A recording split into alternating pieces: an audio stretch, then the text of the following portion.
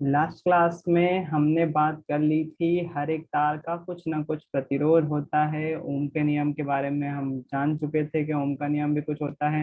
इस प्रकार का ग्राफ बनेगा जब हम ओम का नियम परफॉर्म करेंगे और एक सीधी सरल रेखा हमको मिलेगी ग्राफ में बनती हुई। इसमें हम कुछ पॉइंट निकालेंगे, किसकी मदद से? इस टेबल की मदद से। ये टेबल भरेंगे हम जब ग्राफ प्रैक्टिकल परफॉर्म करेंगे। तो उस प्रैक्टिकल में हम जो है वो अमीटर से हम जो है आई की रीडिंग लेंगे, वोल्ट मीटर लगाएंगे तो वोल्ट मीटर से वोल्ट मीटर की रीडिंग लेंगे, और ओम के नियम के माध्यम से हम क्या निकालेंगे?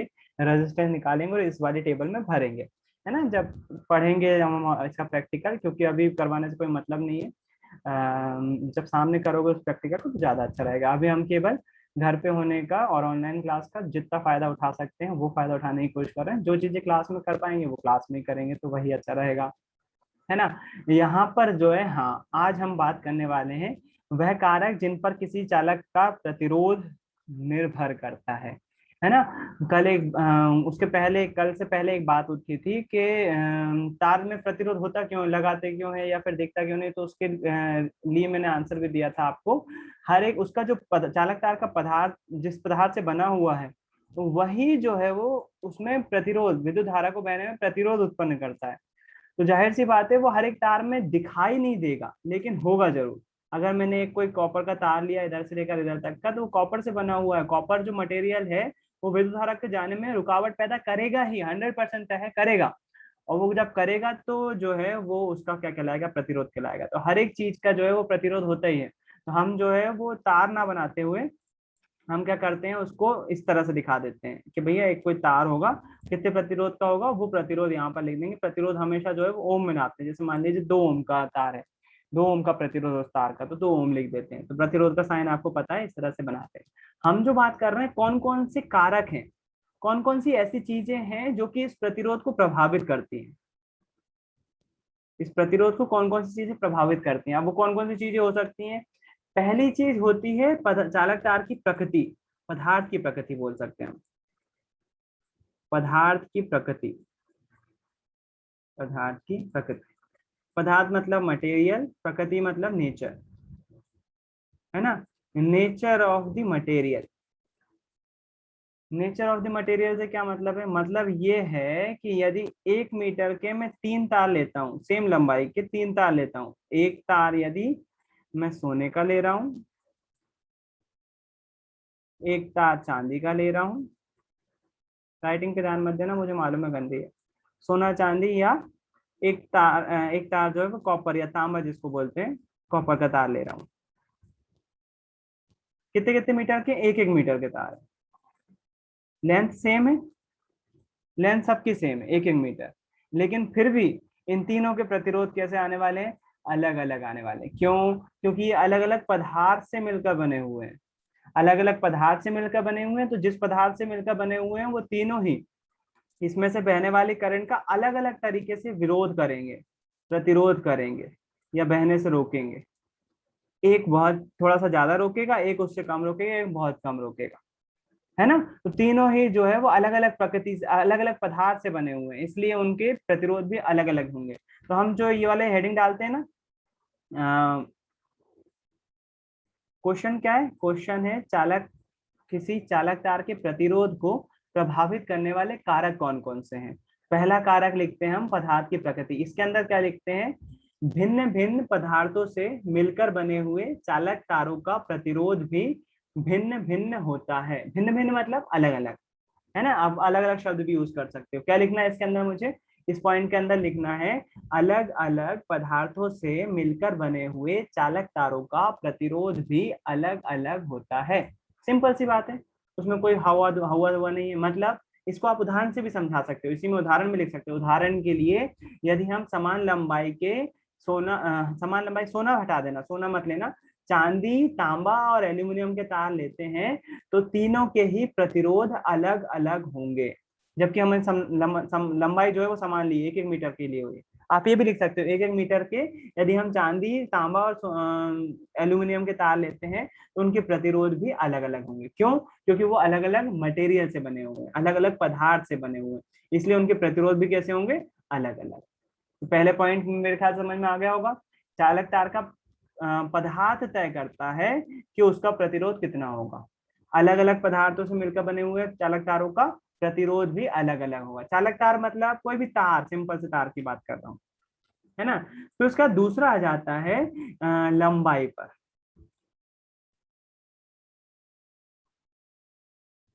लंबाई पर मतलब कि यदि हम कॉपर का ही तार लेते हैं, कॉपर का ही तार ले रहे हैं, तांबे का ही तार ले रहे हैं, एक एक मीटर ले रहे हैं, और यदि मैं एक और तार लूं वो 2 मीटर है और कॉपर का ही है, तो किसका प्रतिरोध ज्यादा होगा, इसका कि इसका? कॉमन सेंस से बताओ किसका ज्यादा होगा। ये दूसरे वाले का। 2 मीटर। सिंपल सी बात है, जब 1 मीटर में यही कॉपर मटेरियल भरा हुआ है और यही कॉपर मटेरियल 2 मीटर में भरा हुआ है, जब यही मटेरियल सेम मटेरियल है, तो करंट जब बहेगा तो इसमें कम दूरी तय करना है उसको, इसमें ज्यादा तय करना है। जब ज्यादा तय करना है तो प्रतिरोध भी ज्यादा होगा, सीधी सी बात है। इसी में हम ये लंबाई में लिखते हैं कि यदि हम चालक तार की लंबाई बढ़ाते हैं तो उसका प्रतिरोध का मान भी बढ़ जाता है। या फिर दूसरे शब्दों में बोले, चालक तार की लंबाई बढ़ाने पर उसका प्रतिरोध का मान भी बढ़ जाता है। सिंपल सी बात है। अगर हम मान लें तार की लंबाई L है और चालक तार का प्रतिरोध R है, तो हम बोलेंगे L डायरेक्टली प्रोपोर्शनल है R के। जैसे जैसे आप लेंथ बढ़ाओगे वैसे वैसे रेजिस्टेंस भी बढ़ेगा। डायरेक्टली प्रोपोर्शनल है मतलब समानुपाती है, लंबाई समानुपाती है उसके प्रतिरोध के, किसी तार के लिए, है ना। तो हमको ये चीज लिखना पड़ेगी यहाँ पर। पहले तो हिंदी लिखेंगे हम, किसी चालक तार की लंबाई बढ़ाने पर उसका प्रतिरोध भी बढ़ जाता है। किसी चालक तार की लंबाई L है और उसका प्रतिरोध R है, तो तो तो करके लिखेंगे, तो या तब भी लिख सकते हो, तब तब L प्रोपोर्शनल टू R, मतलब लंबाई जैसे जैसे बढ़ाएंगे वैसे वैसे प्रतिरोध भी क्या होगा, बढ़ेगा। अगर लंबाई कम करेंगे तो प्रतिरोध भी क्या होगा, कम होगा। इसलिए इसको बोल रहे हैं डायरेक्टली प्रोपोर्शनल है, समानुपाती है या अनुक्रमानुपाती है। कौन? लंबाई किसके? प्रतिरोध के। कैसे है? ऐसे है क्योंकि लंबाई अगर बढ़ाएंगे तो प्रतिरोध भी बढ़ेगा। ठीक, सिंपल सी बात है, उसको इतना कॉम्प्लिकेटेड मत बनाओ। तीसरी बात आ जाती है चौड़ाई पर। अब देखना यहाँ पर थोड़ा सा मामला कॉम्प्लिकेटेड है। दोनों आगे आने वाले 4 कारक हैं टोटल, चारों में से 2 तो बहुत इजी हैं। पहला, प्रकृति पर, पदार्थ की प्रकृति पर। अलग अलग पदार्थ से मिलकर बने चालक तारों का प्रतिरोध भी अलग अलग होगा। 1 मीटर के सोने, 1 मीटर के चांदी, कॉपर और एल्यूमिनियम के तार लेंगे, उनका प्रतिरोध अलग अलग होगा।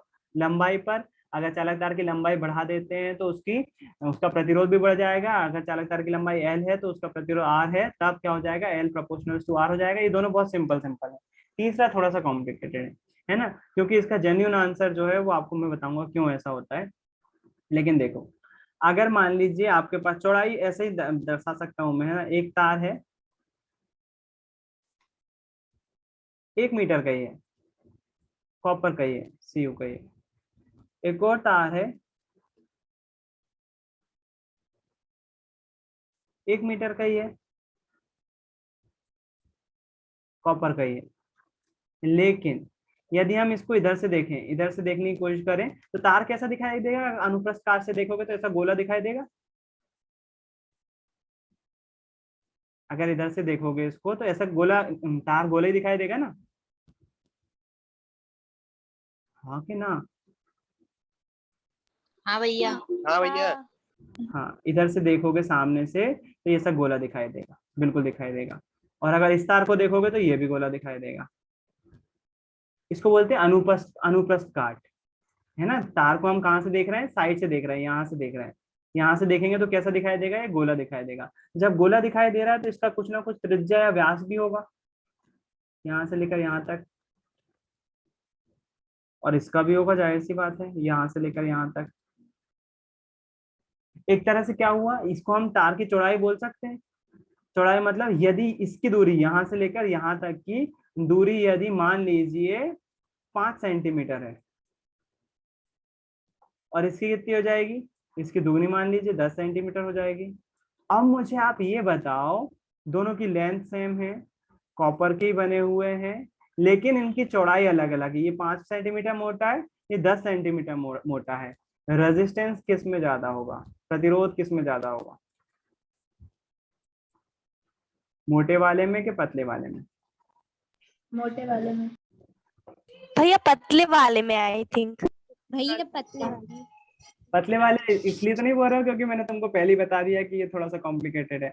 लॉजिक से तो नहीं बोल रहे हो कहीं कि दो सरल थे दो कठिन है, तो हो सकता है नहीं इसका उल्टा ही हो। नहीं भैया पतले वाले लॉजिक में। क्यों क्यों पतले वाले में क्यों रेजिस्टेंस ज्यादा होगा?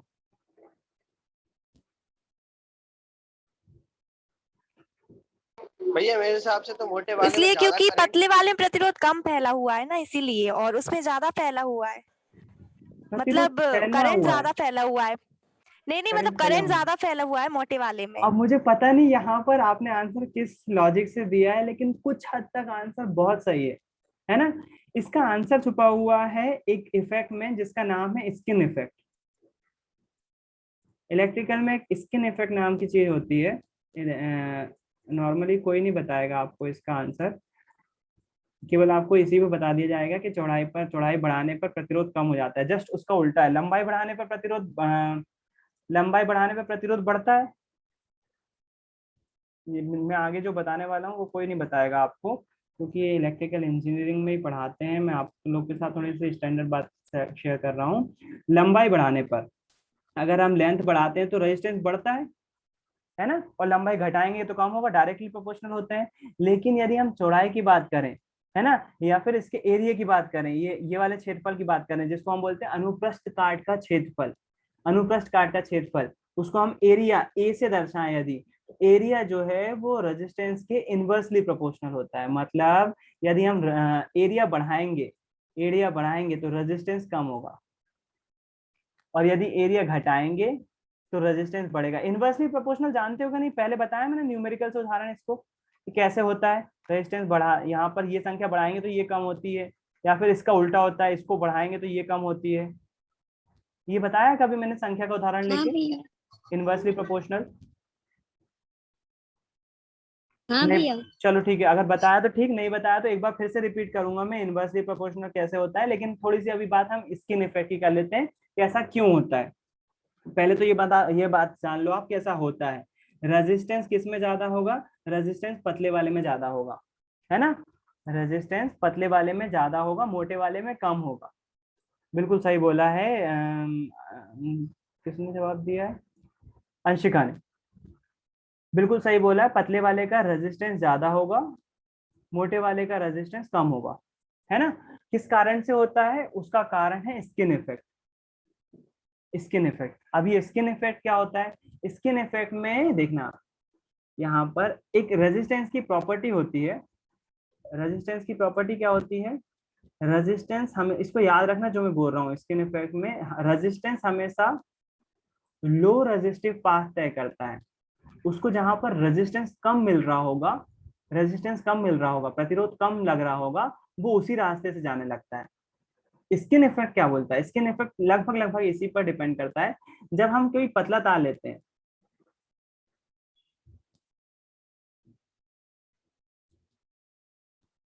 तो यहाँ से जो करंट बह रहा है, या फिर हम बोले आवेश बहने के कारण ही करंट उत्पन्न हो रहा है ना, आवेश बह रहा है, तो आवेश का डिस्ट्रीब्यूशन जो होगा पूरे यहाँ इसके सतह से। अब देखना, इसको आपको इमेजिन करना पड़ेगा एक बेलन की तरह। एक तार एक बेलन की तरह होता है, बेलन। ये सिंपल सी एक, मेरे पास डब्बा सामने यही पड़ा हुआ था, ये ले लेता हूँ मैं, दवाई का है, मेरे कोई फेयरनेस क्रीम नहीं लगाता हूँ मैं, दवाई का ट्यूब वो है। मतलब फेयरनेस क्रीम नहीं है भैया, मैं नहीं लगाता हूँ गोरा होना नहीं चाहता हूँ मैं, दवाई है मेरे को चेहरे पे स्किन प्रॉब्लम के कारण से ली थी मैंने। ठीक, ये सिलेंडर है, सिलेंडर मतलब बेलन है। अब जब करंट जाएगा, इसके अंदर से भी जा रहा होगा, पूरे एरिया पे से जा रहा होगा, इसकी सतह से भी जा रहा होगा, इसके अंदर से भी जा रहा होगा कि नहीं? अब यहाँ पर होगा क्या? जैसे ही मैं तार की मोटाई बढ़ाऊंगा, करंट उतना का उतना ही है। करंट में जैसे मान लो 5 एम्पियर भेज रहा हूँ, 5 एम्पियर इसके अंदर से भी जा रहा होगा, इसके ऊपर से भी जा रहा होगा। ये देखा गया, जब मैं 5 एम्पियर के करंट को इससे मोटे तार पे से भेजूंगा, तो वो 5 एम्पियर करंट में रेजिस्टेंस कम फील होता है उसको। क्यों? क्योंकि उसके सरफेस एरिया बढ़ जाता है। इसका जो बाहर का एरिया है ना, मोटा हो जाएगा तार, तो इसकी जो सतह का क्षेत्रफल होगा, वो एरिया बढ़ गया, और करंट भीतर से ना जाकर उसके सरफेस एरिया से जाने लगता है, उसकी सतह वाले एरिया से जाने लगता है, उसके सतह के क्षेत्रफल से जाने लगता है। उसके कारण से उसको कम रेजिस्टेंस महसूस होता है, किसको, करंट को। पतले में क्या था, पतले में से पूरे स्किन पे से तो जा ही रहा था, लेकिन जगह कम होगी, सतह कम, सतह पे क्षेत्रफल कम है, जिसके कारण से उसको अंदर से भी जाना पड़ रहा था। अंदर जो है उसको ज्यादा प्रतिरोध झेलना पड़ रहा था। और यदि हम इसकी जगह मोटा तार लेते हैं तो तार को मोटा करने पर क्या होगा, जो बाहरी सतह होगी उसका क्षेत्रफल बढ़ जाएगा और करंट अंदर से जाने की जगह उसकी स्किन पे से जाने लगेगा, उसकी सतह पे से जाने लगेगा। और जब सतह पे से जाएगा तो उसको कम रेजिस्टेंस लगेगा। कम रेजिस्टेंस लगेगा मतलब क्या हो जाएगा, करंट उतनी मात्रा में जा पाएगा, उसका रेजिस्टेंस कम हो जाएगा, है ना। इसी कारण से जब पतले पतले तार पे से गुजरेगा तो उसको ज्यादा रेजिस्टेंस झेलना पड़ेगा, किसको, करंट को। यदि उसी की जगह मोटा तार होगा तो मोटे तार में क्या होगा, वो इसकी सतह पे से जा सकता है, इसकी स्किन पे से जा सकता है, जिसके कारण से उसे लेस रेजिस्टेंस मिलता है, उसको कम प्रतिरोध मिलता है। और इसी कारण से मोटे तार का प्रतिरोध जो है वो कम हो जाता है, पतले तार का रेजिस्टेंस इसकी तुलना में ज्यादा हो जाता है। किस कारण से, स्किन इफेक्ट के कारण से। स्किन इफेक्ट क्या है, पतले तार का जो अनुप्रस्थ काट का मतलब इसकी जो सतह होगी, जो स्किन होगी, उसका क्षेत्रफल इसकी तुलना में कम होगा, मोटे तार की तुलना में। और जब कम होगा तो करंट इसके अंदर से भी जा रहा होगा और इसकी स्किन पे से भी जा रहा होगा, मतलब पूरे के पूरे तार पे से होकर गुजर रहा होगा, आवेश इसके पूरे मटेरियल में से होकर जा रहे होंगे। जबकि यदि हम मोटा तार ले लें तो उसका जो स्किन रहेगी, उसकी जो सतह रहेगी, उसका एरिया ज्यादा रहेगा, तो करंट इसके अंदर से जाने की जगह इसकी सतह पे से जाएगा। सतह पे से जाएगा तो उसको कम रेजिस्टेंस तय करना पड़ेगा, कम रेजिस्टेंस फील होगा, जिसके कारण से मोटे तार का प्रतिरोध क्या हो जाता है, कम हो जाता है ना। आई होप थोड़ा बहुत समझ में आ रहा होगा। स्किन इफेक्ट है ही नहीं 10th क्लास में और कोई बताएगा भी नहीं, केवल आपको यही चीज याद रखना पड़ता है कि जैसे हम अनुप्रस्थ काट का क्षेत्रफल बढ़ाते हैं प्रतिरोध कम होता जाता है। क्यों हो जाता है, क्योंकि ये इनवर्सली प्रोपोर्शनल है, 1/r है ना। कैसे, इसको उदाहरण से समझते हैं। यदि मान लीजिए कि एक बेस ले लेते हैं अपन 10, इसका क्षेत्रफल का मान 10 सेंटीमीटर स्क्वायर है, एरिया जो है तार का 10 सेंटीमीटर स्क्वायर है, इस वाले की बात कर रहा हूँ। 5 ही ले लेते हैं, अपना 5 का उदाहरण है तो 5 सेंटीमीटर है। एरिया काय में होता है, 5 सेंटीमीटर स्क्वायर में होता है, याद हो तो वर्ग होता है हर चीज का। एरिया निकालते हैं, क्षेत्रफल लिखते हैं तो वर्ग हो जाता है यूनिट में, पता है कि नहीं। हाँ हाँ, मैं यूनिट नहीं ले रहा हाँ हूँ, भैया। मैं डायरेक्टली केवल ये समझा रहा हूँ। 5 सेंटीमीटर स्क्वायर का एरिया है आपके पास तार का, और तार का रेजिस्टेंस मान लीजिए रेजिस्टेंस जो है, मैं उदाहरण ले रहा हूँ केवल समझाने के लिए, कि वो कितना है, 2 ओम है। 2 ओम है रेजिस्टेंस। ये नहीं लिख रहा हूं मैं ओम, इकाई नहीं ले रहा हूँ, सिंपल सा रख रहा हूँ। यदि मैं, देखना अब यहाँ पर, यदि मैं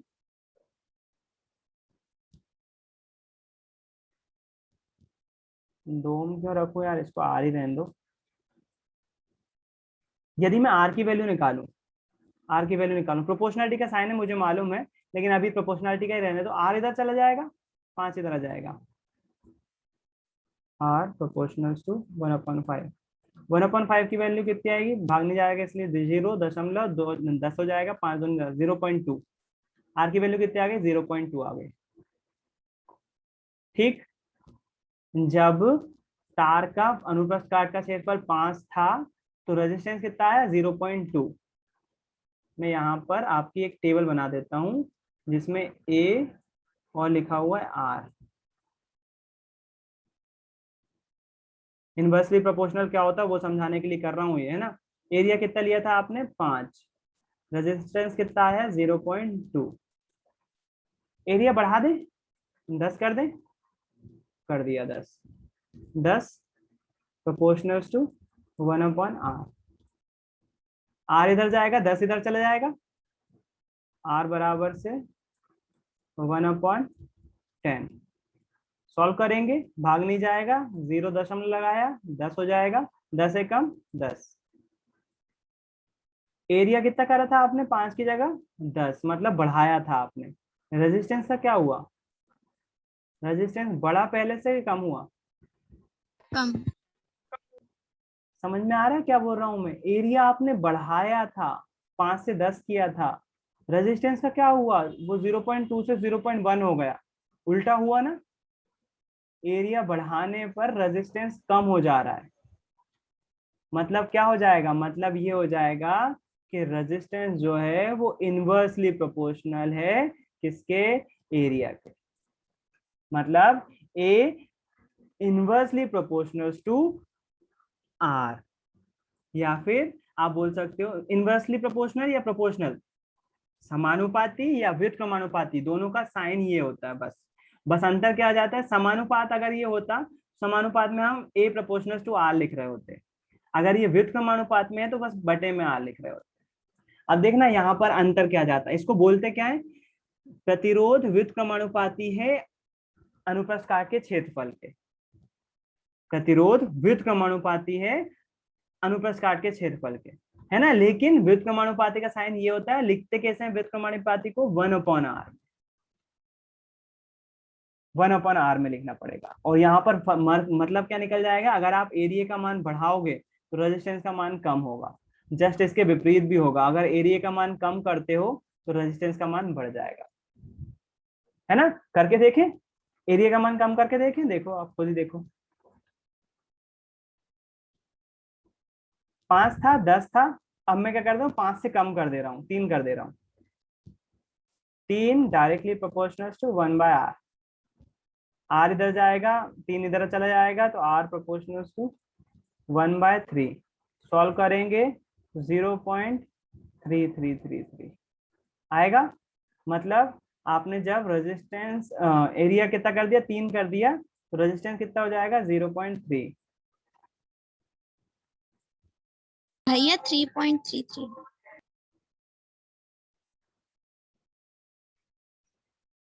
बेटा 1/3 करा है, सॉरी 0.3। रेजिस्टेंस 5 से कम किया, एरिया 5 से कम किया, 5 से कम किया, मतलब एरिया क्या करा आपने, घटाया, रेजिस्टेंस 2 से कितना हो गया, 3 हो गया, मतलब रेजिस्टेंस क्या हो गया, बढ़ गया। मतलब क्या हो जाएगा, ए डायरेक्टली मतलब इनवर्सली प्रोपोर्शनल है आर के, इनवर्सली प्रोपोर्शनल है आर के। इनवर्सली प्रोपोर्शनल कैसे लिखते हैं, साइन तो प्रोपोर्शनलिटी का ही लगाते हैं, बस बटे में लिख देते हैं, 1/में लिख देते हैं।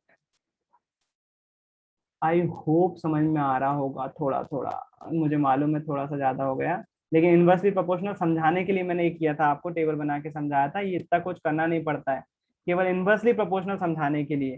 क्या समझाने के लिए, इनवर्सली प्रोपोर्शनल में क्या होता है, ए बढ़ाने पर आर कम होगा, और इसका जस्ट उल्टा भी हो सकता है, यदि हम ए कम करेंगे तो आर बढ़ जाएगा। इसका मतलब क्या हो जाएगा, ए काय के इनवर्सली प्रोपोर्शनल है किसके, आर के, या इसको उल्टा भी बोल सकते हो, आर इनवर्सली प्रोपोर्शनल है ए के।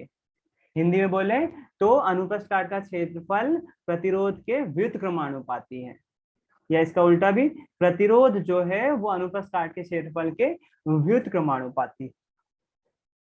ठीक, इसको हिंदी कैसे लिखेंगे, इसमें इसमें हिंदी लिखेंगे, किसी चालक तार की चौड़ाई अर्थात अनुप्रस्थ काट का क्षेत्रफल, अनुप्रस्थ कैसे लिखते हैं, अनुप्रस्थ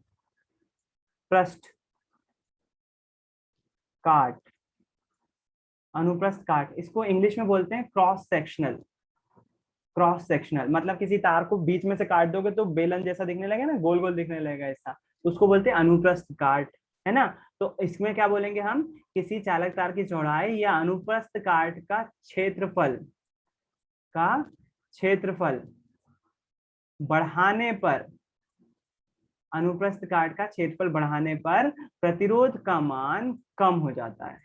हिंदी लिखने का तरीका बता रहा हूं मैं, किसी, अगर आपको ये अनुप्रस्थ काट का क्षेत्रफल याद नहीं रहता है ना स्टार्टिंग में, तो आप चौड़ाई भी बोल सकते हो, किसी तार की चौड़ाई बढ़ाने पर उसका रेजिस्टेंस कम हो जाता है, उसका प्रतिरोध कम हो जाता है, ये भी लिख सकते हो आप, लेकिन ये स्टैंडर्ड शब्द हैं, टीचर ये देखना चाहेगा आपके आंसर में, है ना। तो अगर सरल भाषा में बोलूं तो किसी तार की चौड़ाई बढ़ाने पर प्रतिरोध कैसा हो जाएगा, कम हो जाएगा, चौड़ाई बढ़ाई प्रतिरोध कम हो गया।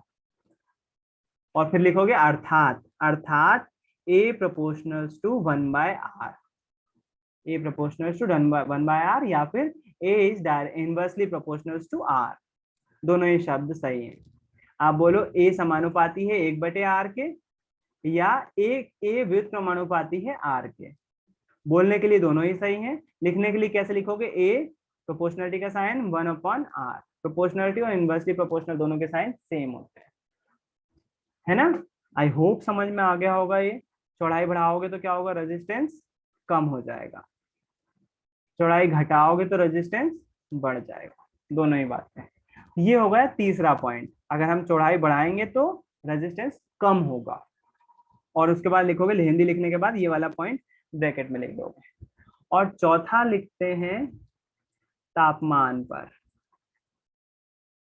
हम क्या बात कर रहे हैं? हम बात ये कर रहे हैं कि अगर हम एक ही चालक तार लें, उसकी अलग अलग कंडीशन के लिए प्रतिरोध क्या क्या होगा। इसकी लंबाई बढ़ा दें तो प्रतिरोध कैसा होगा, इसकी चौड़ाई बढ़ा दें तो प्रतिरोध कैसा होगा, अगर इतनी लंबाई का हम किसी दूसरे धातु का तार लेंगे तो प्रतिरोध कैसा होगा। अब बात कर रहे हैं टेम्परेचर बढ़ा दें तो प्रतिरोध कैसा होगा। याद है ओम के नियम में एक बात बोली थी, किसी चालक तार की भौतिक परिस्थितियों में परिवर्तन ना किया जाए, है ना। वो इसीलिए बोली गई थी बात, क्योंकि अगर हम किसी चालक तार की भौतिक परिस्थितियों में परिवर्तन लाते हैं तो प्रतिरोध का मान चेंज हो जाता है।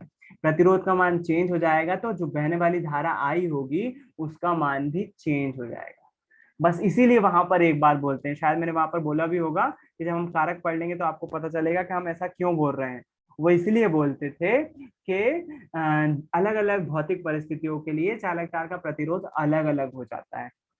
और उसी कारण से हम क्या बोल रहे थे, कि हम भौतिक परिस्थितियों में परिवर्तन ना करें तो ही ओम का नियम लागू होगा। अगर भौतिक परिस्थितियों में परिवर्तन होगा तो प्रतिरोध का मान परिवर्तित हो जाएगा, और प्रतिरोध का मान परिवर्तित हो जाएगा तो उसमें बहने वाली धारा का मान भी परिवर्तित हो जाएगा। चौथा पॉइंट देख लेते हैं। पहला पॉइंट क्या देखा था? चालक तार की प्रकृति पर। अलग अलग पदार्थों से मिलकर बने हुए चालक तारों का प्रतिरोध भी कैसा होगा? अलग अलग होगा। फिर उसके बाद चालक तार की लंबाई बढ़ाएंगे तो प्रतिरोध भी बढ़ जाएगा, चालक तार की चौड़ाई बढ़ाएंगे तो प्रतिरोध कम हो जाएगा। जस्ट इसका उल्टा, लंबाई बढ़ाने पर प्रतिरोध बढ़ रहा था, चौड़ाई बढ़ाने पर प्रतिरोध कम हो जाता है। किस कारण से? स्किन इफेक्ट के कारण से। बोलने की जरूरत नहीं है, ना कोई आपसे पूछेगा, है ना। एरिया काय के प्रोपोर्शनल होता है, डायरेक्ट इनवर्सली प्रोपोर्शनल होता है प्रतिरोध के। रेजिस्टेंस बढ़ाओ, एरिया बढ़ाओगे तो रेजिस्टेंस कम हो जाएगा। ठीक, आखिरी है तापमान का। अब ये तापमान वाला पॉइंट जो है थोड़ा सा कॉम्प्लिकेटेड है। अगर हम नॉर्मल भाषा में बोलें, सिंपल सी भाषा में बोलें, तो इसमें ये लिखा जाता है, देखना बुक भी इस चीज से बचती है बोलने से डायरेक्ट। क्यों बचती है मैं आपको रीजन बताऊंगा। नॉर्मली क्या होता है, यदि हम किसी तार का टेम्परेचर बढ़ाएं, नॉर्मल सामान्य अवस्था की बात कर रहा हूं, अगर मैं इसका टेम्परेचर बढ़ाऊं तो टेम्परेचर बढ़ाने पर प्रतिरोध भी बढ़ जाता है, और इसका उल्टा अगर करूं, टेम्परेचर घटाऊं तो प्रतिरोध भी कम हो जाता है। टेम्परेचर घटाऊं तो प्रतिरोध भी कम हो जाता है। लेकिन इसकी एक अवस्था ये भी है, इसको मतलब सामान्य भाषा में बोले तो हम क्या बोल सकते हैं? तापमान बढ़ाने पर प्रतिरोध का मान बढ़ जाता है, तापमान घटाने पर प्रतिरोध का मान कम हो जाता है। सिंपल भाषा में ये बोल सकता हूं मैं, लेकिन इतना सिंपल नहीं है। क्यों? क्योंकि इसमें पदार्थ की प्रकृति पे भी डिपेंड करता है। एक तो अलग अलग पदार्थ की प्रकृति, कुछ पदार्थ ऐसे हैं जो कि इसका उलट बिहेव कर सकते हैं, बिल्कुल हो सकता है ऐसा। और एक और इसमें एक सिद्धांत आता है, वो आता है सुपर कंडक्टिविटी का सिद्धांत, जिसके कारण से बुक आपको जो है कंडक्टिविटी,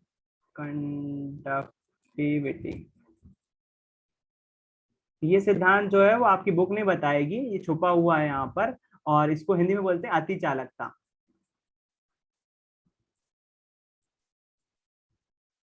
अति चालकता के सिद्धांत जो है वो 12th क्लास में आता है ये, लेकिन यहाँ पर जो है बुक बोलने से बचती है। मैं नहीं बचना चाहता हूँ, मैं आपको बताना चाहता हूँ, जिससे 12th क्लास में जब ये आएगा सुपर कंडक्टिविटी का सिद्धांत, तो आपको पता हो कि अति चालकता क्या होती है, सुपर कंडक्टिविटी क्या होती है, और बुक क्यों बच रही है यहाँ पर ये बोलने से कि तापमान बढ़ाओ तो प्रतिरोध भी बढ़ जाएगा, और तापमान कम करो तो प्रतिरोध भी कम हो जाएगा। ये बुक ने नहीं बोला है। आप यकीन नहीं मानो तो देखो, आपको बुक दिखा देता हूँ।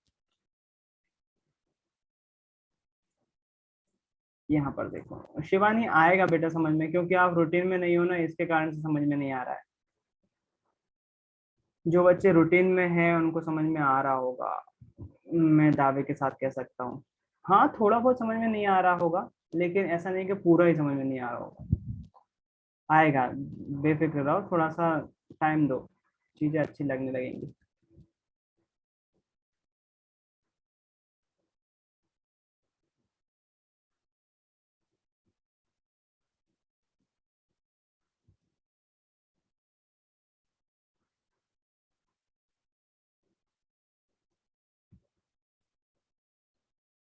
देखो चालक तार को प्रभावित करने वाले कारक यहाँ पर लिखे हुए हैं। पहला, चालक तार की लंबाई पर, उसके अनुप्रस्थ काट के क्षेत्रफल पर, उसके पदार्थ की प्रकृति पर। परिशुद्ध माप के दर्शाते हैं एल की उनके अनुप्रमाणुपाती होता है, ये लिख दिया। देखना जब ये इसका बोलेंगे, तापमान का बोलेंगे तो क्या बोलेंगे। तापमान का पहली बात तो यहाँ पर लिखा ही नहीं उन्होंने, तापमान का क्या असर पड़ेगा इस पर। बचते हैं बोलने से क्योंकि मुझे मालूम है यहाँ पर लिखा हुआ है, किसी पदार्थ का प्रतिरोध तथा प्रतिरोधकता दोनों ही ताप में परिवर्तन के साथ परिवर्तित हो जाते हैं। लिखा है ना, किसी चालक पदार्थ का प्रतिरोध या प्रतिरोधकता दोनों ही ताप में परिवर्तन के साथ परिवर्तित हो जाते हैं। ये नहीं लिखा कि तापमान बढ़ाने पर प्रतिरोध भी बढ़ जाता है या तापमान कम करने पर प्रतिरोध भी कम हो जाता है। बुक भी बोलने से बच रही है, क्यों? क्योंकि ये सीधा सीधा सही आंसर नहीं होगा। यदि हम बोलें कि तापमान बढ़ाएंगे तो प्रतिरोध भी बढ़ जाएगा, ये हर केस में नहीं होगा। इसलिए आपको भी ये खेलना है, जैसा बुक ने आपके साथ खेला है आपको भी वैसे ही खेलना है। जब भी आप ये चौथा पॉइंट लिखो, तापमान के कारण से किसी चालक तार के प्रतिरोध पर किस प्रकार से प्रभाव पड़ता है, तो आप भी यही लिखोगे, किसी चालक तार का प्रतिरोध तापमान परिवर्तन के साथ साथ परिवर्तित हो जाता है, ये लिखोगे बस, है ना। और अगर याद नहीं रहता है और आपको लिखना है तो आप बिल्कुल लिख सकते हो कि तापमान यदि बढ़ाओगे तो चालक तार का प्रतिरोध भी बढ़ जाता है और तापमान कम करने पर चालक तार का प्रतिरोध भी कम हो जाता है, बिल्कुल लिख सकते हो। अब थोड़ी सी बात कर लेते हैं, सुपर कंडक्टिविटी क्या है। सुपर कंडक्टिविटी समझने के लिए एक बार फिर से ज्वाइन करो, मीटिंग का टाइम खत्म हो गया है। शिवानी, स्किन इफेक्ट समझने की जरूरत भी नहीं है बेटा, स्किन इफेक्ट अगर समझ में नहीं आया है तो कोई दिक्कत वाली बात नहीं। चलो एक बार फिर से ज्वाइन करो, मैं समझा रहा हूँ। एक बार फिर से ज्वाइन करो सब लोग फटाफट।